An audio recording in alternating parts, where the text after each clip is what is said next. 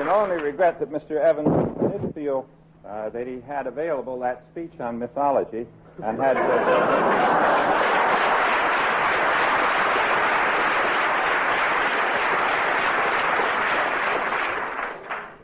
to use it. But it was an excellent speech.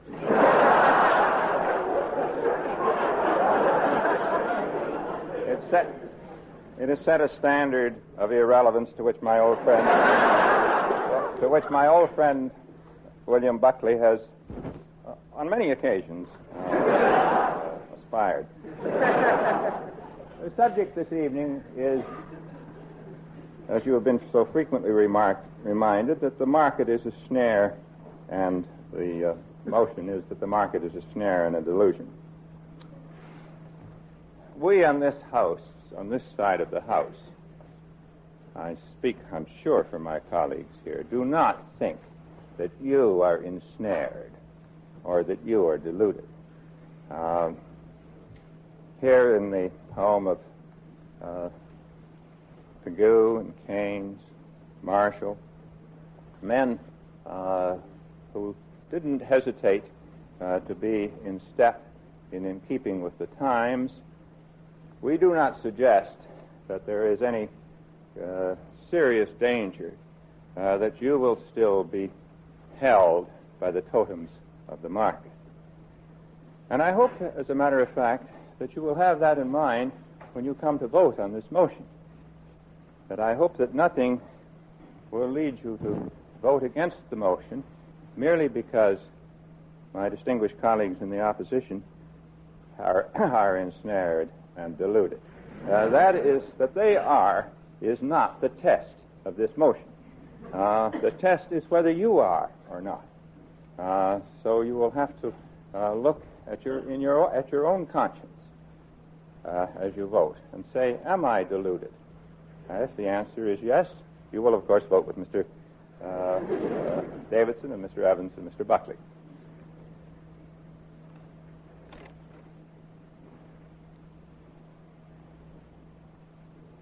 What is the market, apart from its role in the thinking of obsolete economists? I think we can surely agree that the market is the thing from which Mr. Evans and Mr. Davidson were so wisely detaching themselves. It is a mechanism which, without inhibition and without persuasion, translates the will of the consumer, the will of the citizen, through to the producer and invites the producer to respond. We certainly would not on our side of the house ask that this be a perfect mechanism in order to debate it. We would, however, ask that the mechanism not be under the control of the producer. We would ask that the prices not be set by the producer or set on behalf of the producer by the state. And I think we would also ask that the producer not be subject to the kind of persuasion which Mr. Davidson was so enthusiastic to concede to our side. If this is true, if prices are set by the producer, and if the citizen is subject to extensive and systematic and successful persuasion, of which only the Edsel is the unfortunate exception, then one will have surely to agree that the market does not function, that consumer sovereignty, which has been anciently associated with the market, does not exist, and that power has indeed passed to the producer. And one will also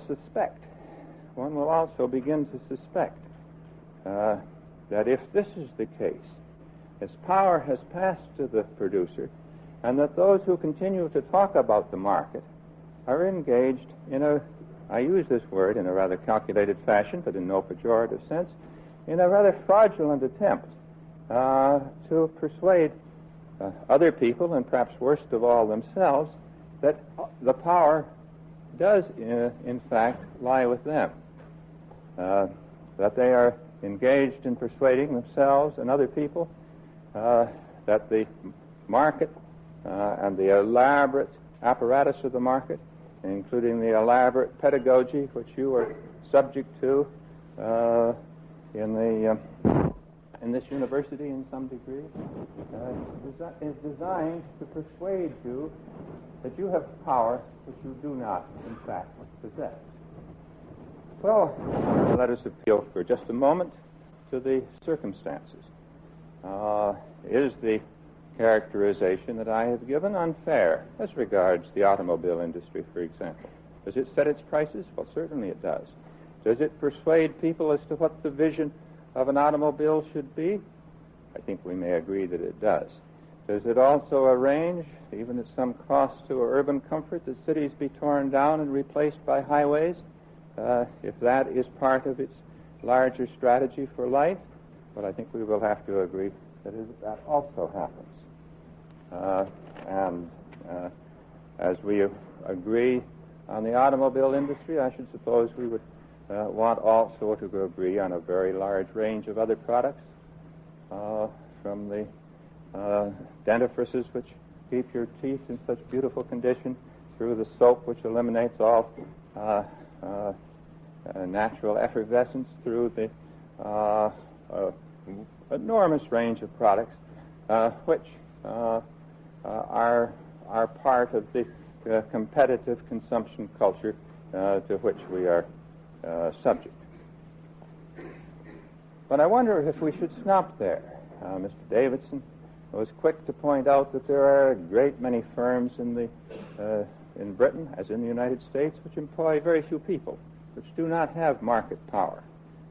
But I wonder if he shouldn't have pointed out that while British farmers do not have, as individuals, much market power and much capacity, therefore, to fix their own prices, and likewise American farmers, I wonder if he wasn't a bit disingenuous in omitting to mention that those same farmers, courted not alone by Tory governments but also by socialist governments, have perfectly enormous power in Whitehall when it comes to having their prices fixed and the requisite subsidies provided for them.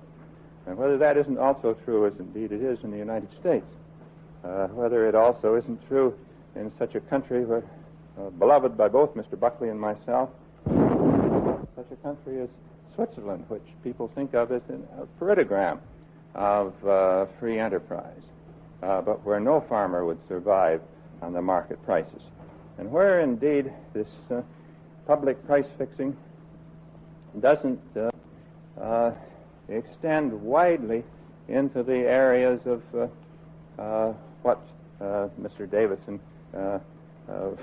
somewhat disingenuously, but I'm sure with great honesty, was disposed to characterize as the area of the market.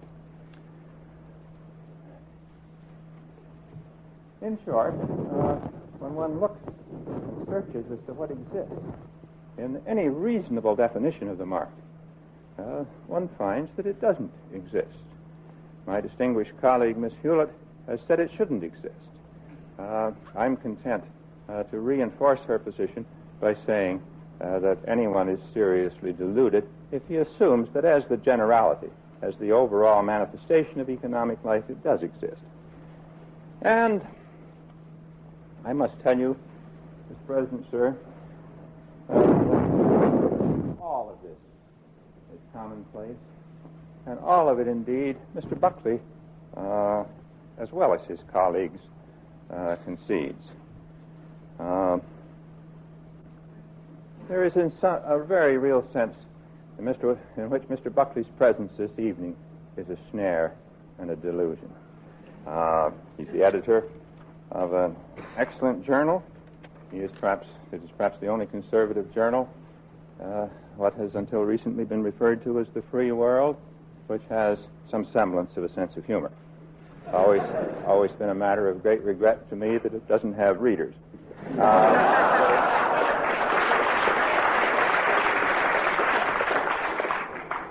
But I read it. And I have been doing so for many years.